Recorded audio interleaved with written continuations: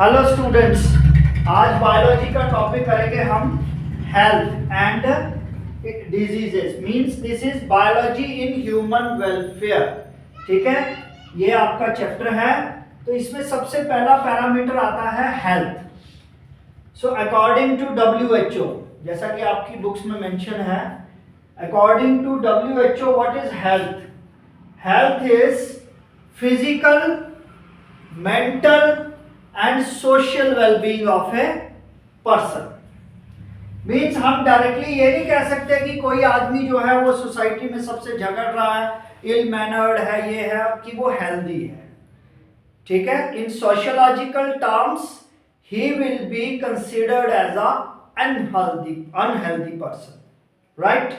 इसी तरीके से तो फिर हम डेफिनेशन को एलेबोरेट करके समझते हैं कि according to WHO good health is the physical,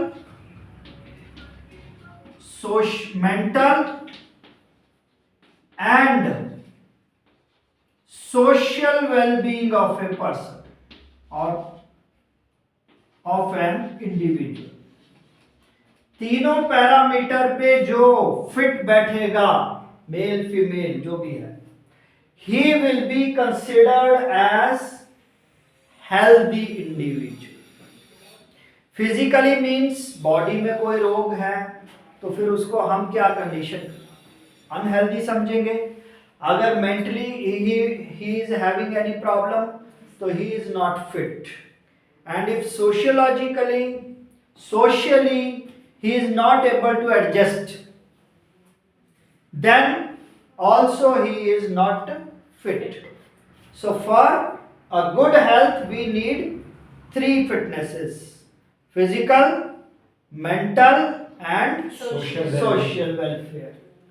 Now the second thing is disease, any type of uncomfort।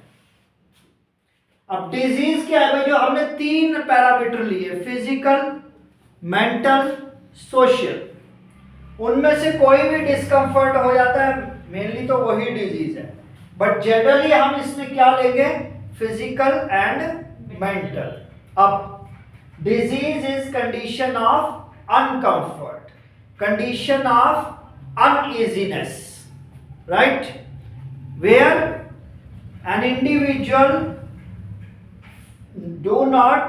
does not feel any comfort, any favourite condition according to his body.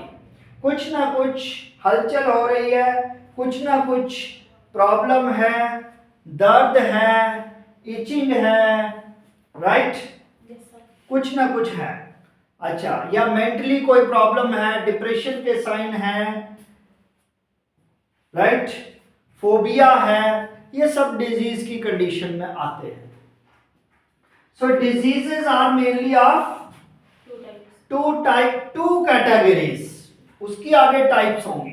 अब किन किन categories में हम disease को रखते हैं? Depending on duration. Duration मतलब बीमारी कितनी लंबी है। So they are of two types further. This category is having two types, acute and chronic. Acute का मतलब क्या है?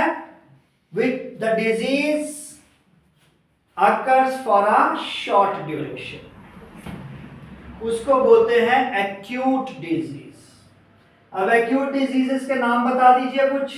फीवर, कोल्ड एक्यूट डिजीज है, फीवर भी एक्यूट डिजीज है, ठीक है, बट इससे भी कुछ और, टाइफाइड है, शाबाश, मलेरिया है, डेंगू है, these are all acute diseases, they happen for few days. ठीक है, और ऐसा नहीं है कि ये नॉन फैटल है, they may be fatal if not treated on time. ठीक है, डिजीज इज ए डिजीज भाई, ठीक है, वो तो खतरा है ही है। So they occur for a short duration. और इसी में आपका आता है common cold and malaria, dengue etcetera. Next type is chronic diseases. Chronic Diseases means जो लंबे टाइम तक yes, which are of long duration. अब लंबी ड्यूरेशन की डिजीजेस क्या है? कैंसर कैंसर, एड्स, टीबी, ठीक है. So they occur for longer duration means the disease may stretch over to whole of the life. पूरे जीवन भर भी बीमारी रह सकती है, राइट. सो कैंसर, टीबी, एड्स ये है. And depending upon seriousness of the disease it may be fatal, या इसको ठीक भी किया जा सकता है कुछ पीरियड में, ठीक है. नेक्स्ट, ये तो था हमारा classification depending upon duration. Next categorisation is on the basis of occurrence. कैसे होती हैं? ड्यूरिंग लाइफ टाइम होंगी या बर्थ के टाइम पे ही, ठीक है. मींस क्रोमोसोमल होती हैं, जेनेटिक डिजीजेस होती हैं. तो ये वो कैटेगरी है आपके पास. इसकी टाइप्स हैं, कंजेनिटल है आपके पास एंड एक्वायर्ड डिजीजेस है. नाउ कंजेनिटल क्या है भाई? कंजेनिटल डिजीजेस जो होती हैं वो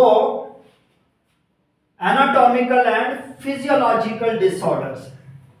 दे are anatomical and physiological disorders. Anatomical समझते हैं, related to anatomy of the body. Yes sir.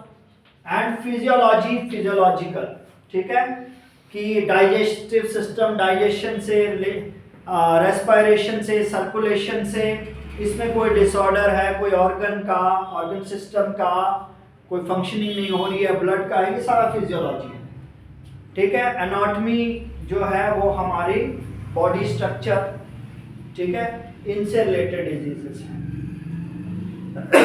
So these are congenital diseases. अब इसमें जैसे कि आपके पास क्रोमोसोमल म्यूटेशंस आ जाते हैं, ठीक है. क्रोमोसोमल म्यूटेशन क्या है? Genetic, Turner syndrome,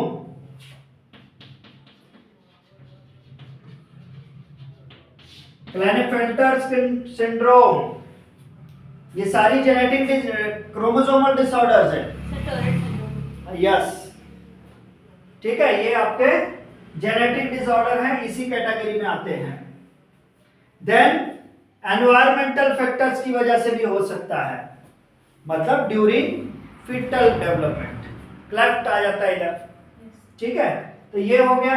next is acquired diseases. They develop after birth. Acquired diseases occur after birth means they are acquired during lifetime. So first is infectious diseases, second category is non infectious. अब infectious में क्या क्या है?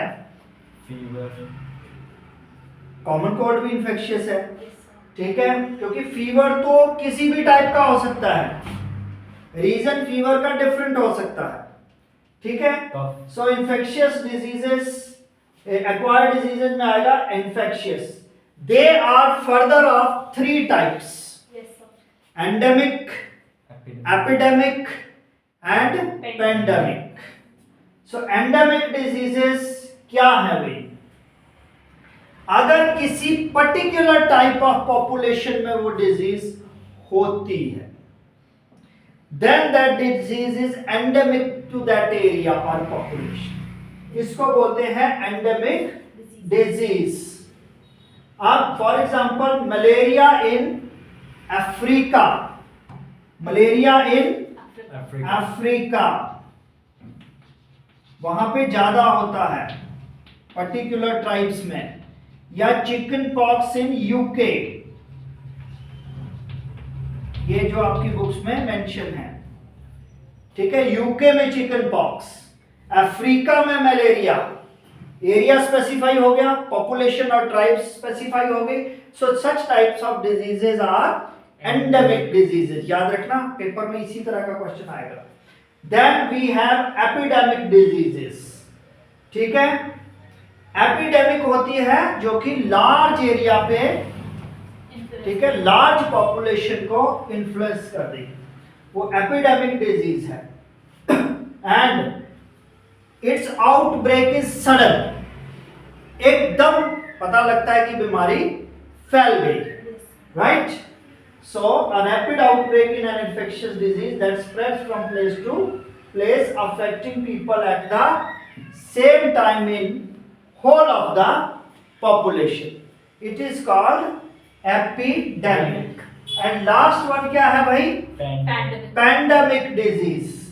तो pandemic disease जो होगी, it is a type of, ये कोई ज्यादा बड़ी चीज नहीं है, ये एपिडेमिक का ही टाइप है. ठीक है. एंड ये जो है पैंडेमिक, हम इसको क्यों बोल देते हैं, व्हेन आप particular type of epidemic disease, जैसे कोरोना ही था, COVID, when it spreads to many nations, then it is called as pandemic. कोविड-19 यही डिजीज की कैटेगरी थी. सार्क ये भी इसी कैटेगरी में आता था. सार्स, ठीक है, ये भी इन्फ्लेमेशन है रेस्पिरेटरी सिस्टम का. फ्लू, बर्ड फ्लू फैला था. ठीक है, चाइना में, जापान में, इंडोनेशिया में, तो वो भी that was a pandemic disease. तो कैटेगरी का भी याद रखिएगा, endemic, epidemic, pandemic. These are types of infectious diseases. Now we will consider